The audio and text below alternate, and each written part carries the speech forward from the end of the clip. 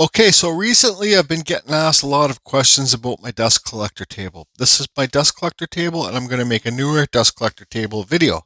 So pretend these Kutzall burs here are a piece of wood, and I'm carving it with my Dremel, and it creates lots of dust. This table, see these holes in this plate here? They suck the dust down inside of these holes. Let me try and open up this plate. It's kind of a nightmare, but I'll get it up so you can see.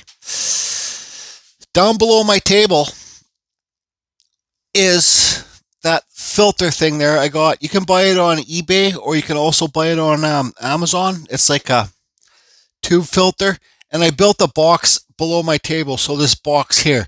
But I don't think you need to have this box. I think you could probably just screw this to the top of your table, this filter. And all the piping that I use here is 4-inch piping, okay? I do have a shop vac. I'm going to show you in a minute. But if you have I do have a dust collector. I'm going to show you in a minute. But if you have a shop vac, I think it's 2 or 2.5-inch piping. It's the dust collectors where you do get the 4-inch piping.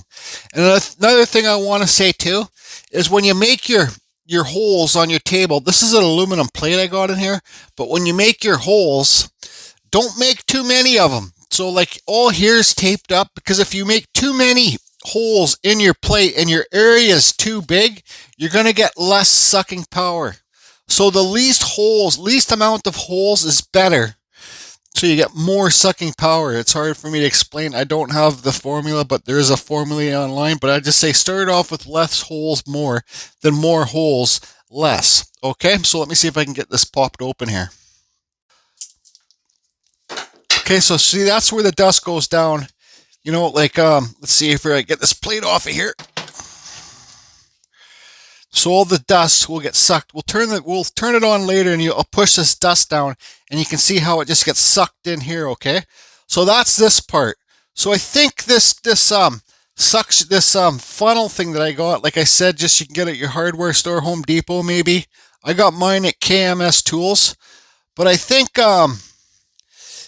you can probably just screw this plastic piece right up to your table and figure out how to hide the nuts on the heads of the screws on top of your table, because you don't need to have it in a box. You see, like there, I got the edge there. I don't think you need to have that. Okay. So the dust gets sucked down into here. It goes down here. And this is a very important thing to have. This is a bigger one. It's more expensive. I think this was like $300 or $400. This is called a cyclone filter, okay?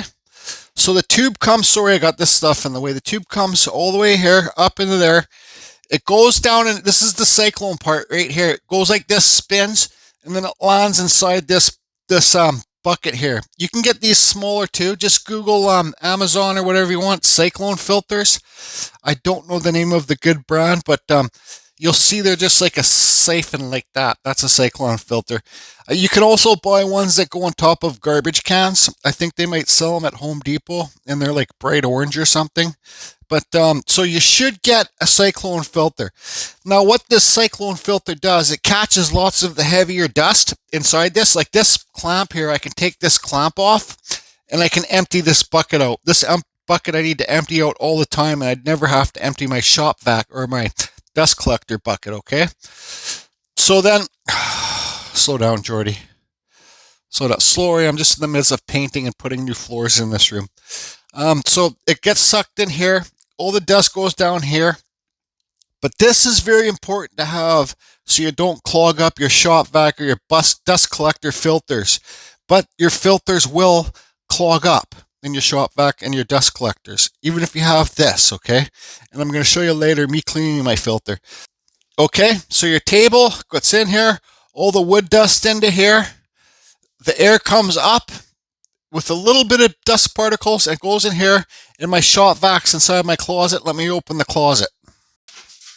Okay, so my closet's open. I just got this moving blanket for noise dampener. So, you know, I close the closet, I turn it on, and I'm going to get a power switch to turn it on and off from my table there once I rebuild everything. So I'm going to get this moving blanket lifted up and show you my shop vac. Friggin' dust collector. Okay, so the tube comes out there, and it goes into my shop vac right through the wall. Right here, that's a little bit of drywall. You can repair that, no problem. Goes into my dust collector. This is, I believe it's a 1 amp. I'm not too sure. It's called a maximum. It's the cyclone. It's got the barrel filter, whatever it's called, canister. So when this filter plugs up, you should be able to turn this handle just like this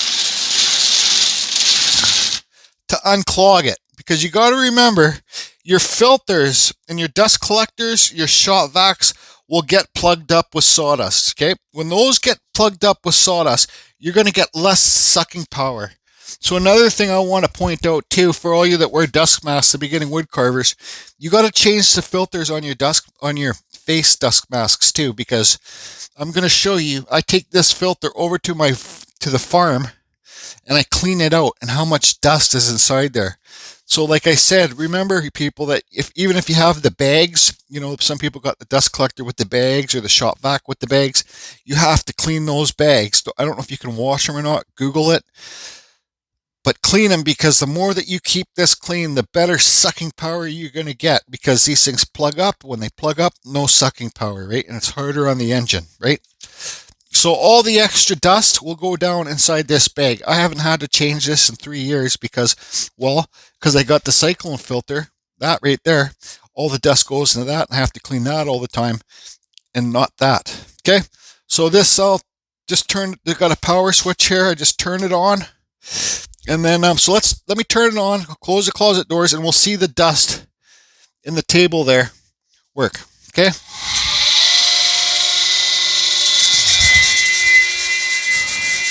It shouldn't scream like that. I need new bearings, but watch.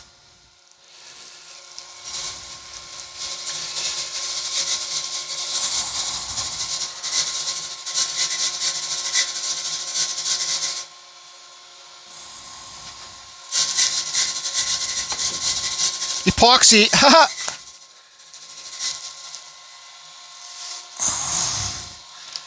But that's how it works. Now I'm going to take you over to my farm and show you cleaning the filter. Okay, so here I am at the farm with my leaf blower, my steel leaf blower I brought from my house. You guys, if you got the filters like this, go to a big field or a farm or somewhere not residential that you can blow it out. There's no cedar dust in here. It's all cottonwood bark. So, because the farmer told me cedar dust kills everything, so I wouldn't, in respects of him, not do this at the farm. If it was cedar dust, I'd find another field or something to do it at. So, but you can see all the dust that just came out of there just from bringing it here. So I push the dust back in, and then I'll blow it out. You guys are going to see a big cloud of sawdust smoke here pretty soon. And I also use my air compressor to, because these things have like little, like look at that, look at all that dust. It was stuck inside your filter, right? So I'd suggest spending the 10 minutes and cleaning it out maybe once a month, whatever you feel like, or the cloth bags to find out if you can wash them. But at least take it to a field and blow it out first that way, or flip it inside out and bash it with your like a friggin' broom handle. So that's it for this one.